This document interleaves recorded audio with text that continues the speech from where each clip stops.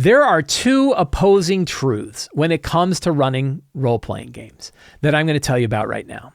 First, role-playing games are a nearly magical experience for us and our friends around a table to not just share and sitting together and playing a game, but also building worlds together, watching those worlds expand, creating our own movies that could last a year, intricate plot lines, all sorts of like things that we never would have discovered on our own. They let us be kids again. They let us bond with our friends in a way that is outside of career and outside of family and outside of other aspects of our lives and become almost different people, but also become truer to ourselves at the same time because we have this magical experience of laughing and sitting around the table with our friends. And that is incredible, right? And there's a lot of talk about how hard it is to build meaningful relationships and connections with other adults in our lives. That this is actually a big problem that a bunch of people are focused on. And I was looking and go, RPGs are a great way to address that problem. It's a catalyst for us to get together. We're able to break past a lot of our own kind of, the barriers that we build up. We're just laughing and having a good time. And it's just a fantastic way for us to get together and bond with our friends.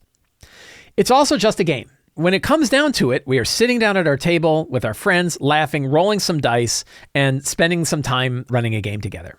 And the truths are, there are good parts of these things. When we think about these truths, on one side, the magical experience of role-playing games and how it brings us together as people, and also the fact that we're just sitting around a table playing a game with our friends, that there are good aspects to these and bad aspects to these two truths, right? And truth number one, the magical experience, sometimes we get so sort of bound up in how magical an experience it is that we worry about our ability to be able to execute upon it. We look at Matt Mercer and we look at Brendan Lee Mulligan and we look at these high production value games and we wonder like, oh man, I can never do voices like that, or I'm never going to have these like intricate plot lines, or like spend 2 hours with one of my players deeply talking about how their character background is going to interweave into the rest of the storyline.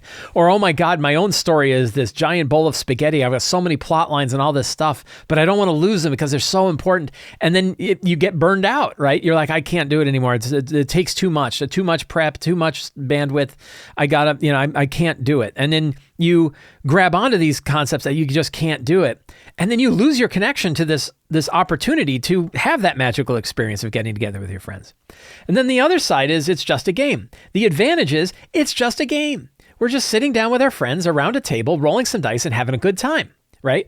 We have our rule books, we have our dice, we have a couple of accessories, maybe we have an online tool that we play in, but we know what we have and we just want to run the game. But sometimes we're like, oh yeah, except it's just a game and I've got other things going on with my life and scheduling is really hard and I'm very busy and I'm just not going to get a chance to play the game. And because we're like, well, it's just a game, it's not as important in my life as these other things. And I believe like playing RPGs, for those of us that do, can be as important as exercise and diet as far as our health is concerned, right? That getting together with our friends to spend that time, I think saves lives. I've written an article about how I believe it saves lives. And there's a fair bit of evidence on the importance of building these connections and how hard it can be. And if we if we kind of discount the whole thing by saying it's just a game, it doesn't really matter. It's not as important as these other things, my career and all the things going on with my family and these other aspects, we lose that option, that ability to connect with our friends. So the two opposing truths of it is this incredible magical experience and it is also just a game have those good and bad points. And what we want to do is remember the good parts of each of them and remove the bad parts, right? So that you can sort of cycle back in like an infinity loop, right? And the infinity loop is when you get overwhelmed with the fact that it is this magical experience and you're too worried about how intricate your plots are and that you're not doing voices correctly or that all these other aspects that you think you need in order to really maintain that delicate magical experience. As soon as you feel that weighing you down, you can cycle back up to it's just a game. Your friends just want to have a good time. You want to have a good time. There's some very, very straightforward, basic things you can do to help ensure you're going to have a good time. For example, remember that the focus is on the characters and the cool things that the characters can do. Build situations and let them have agency. Let the players have agency about how to manage those situations. Be fans of the characters. Really show off what they can do. Really build things so that they can enjoy what's going on. And prep enough that you have the material you need in order to improvise the game. Those are like 4 real off the top of my head sort of ways to remember the things that are actually going to help your game go. And none of those are make sure all your voices are perfectly on key and that you never forget any one accent from one NPC to the next. I can't even remember the names of my NPCs, much less what they sounded like. Getting all the interwoven plot cycles that you have to manage perfectly. I forget them all the time. Nobody cares, right? Your players just want to sit and have a good time and eat Cheetos and play games. So we can cycle back in. When we get overwhelmed by how magical the experience is, we can remember it's just a game. But then if we find ourselves saying, well, because it's just a game, it's not that important in my life, we can remember, wait a minute, this is an important aspect of my life. It's as important as diet and exercise. I'm going to go through that extra effort in order to schedule games, to make sure my players are there, to go through the prep that I need in order to do it, and remember the magical experience, right? Remember how important this is.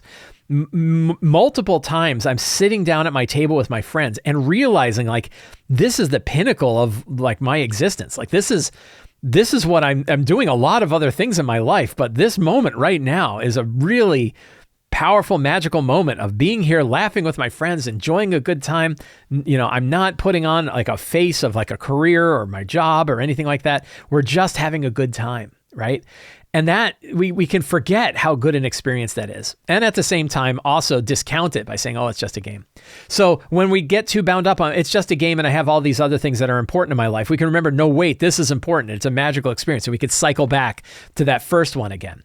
So the key of balancing these two opposing truths is to capture the good part of the truth. And when you feel it dipping down into the bad part of the truth, you jump to the other truth, which the bad part of one becomes the good part of the other, right? The good part of one becomes the draw away from the bad part of the other. And in that way, I feel like we can balance these two things in our head regularly and remember how important our games are. So balance the two opposing truths in your game. Remember that it is both an incredible, powerful, magical experience that enriches our lives, but is also just a game of our sitting with our friends around a table having a good time.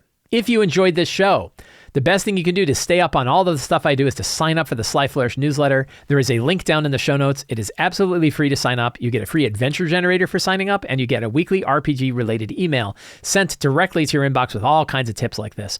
You can also become a patron of Sly Flourish. Patrons get access to all those things I was talking about at the beginning of the show, like the Crypts of Carigulon adventure for Shadowdark, which is coming out soon. Things like the Dread Necropolis adventure scenario, which is coming out soon. The 5e artisanal database, all kinds of stuff you get for being a patron of Sly Flourish. It's very reasonably priced, and it's a fantastic way to support the work that I do.